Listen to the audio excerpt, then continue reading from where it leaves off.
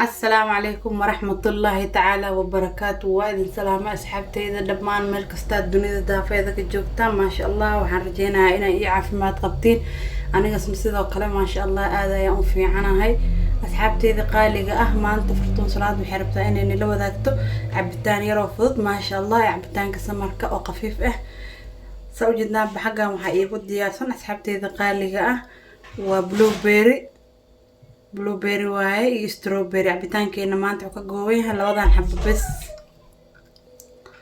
marka asxaabteeda ma sha Allah cabitaankan waa cabitaan yar oo fudud oo qafiif ma sha Allah oo ka dagaayo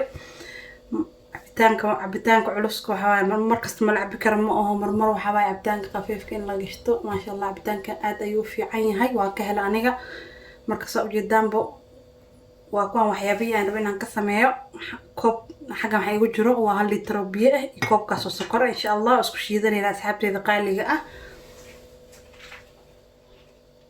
strawberry-ga ayaan ka soo jarjaranayaa afkaaseeto oo isku soo laabanayna asxaabteeda qaaliga ah marka hadda insha Allah waa shiidanayna waa soo nadiifsaday qudaarteeda bismillah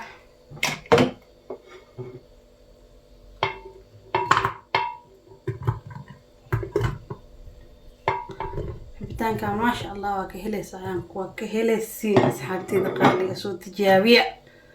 ما شاء الله aniga aad aan u haystaa macaan way insha Allah xarajina idinka inaad heli doontaan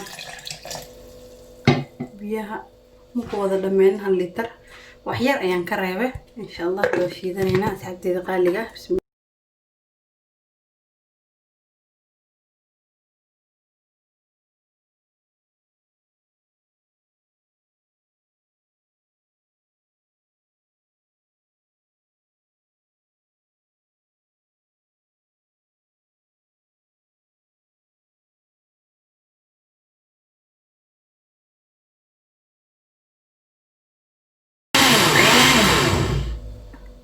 asxaabteeda waa soo shiitay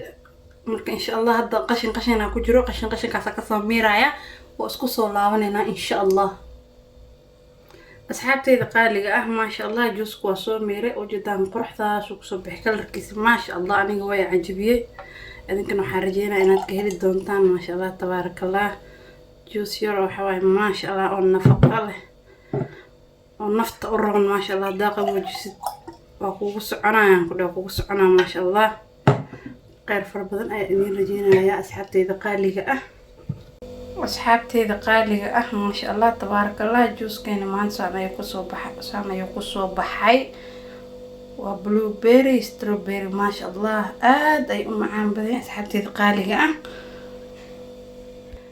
waxaan rajeynayaa inaad ka heli doontaan asxaabteeda qaaliga waxaan rajeynayaa caafimaad badan ma sha Allah asxaabteeda cusub igu soo birtin waxaan leeyahay soo dhawaada qalbi idin jecel ma sha Allah asxaabteeda hor nool joogtana waxaan leeyahay jazaakallahu khayr asxaabta cusub waxaan leeyahay subscribe like share ka hayga iloobina khayr fara badan ayaa idin rajeynayaa assalaamu calaykum waraxmatullaahi tacaala wabarakaatuh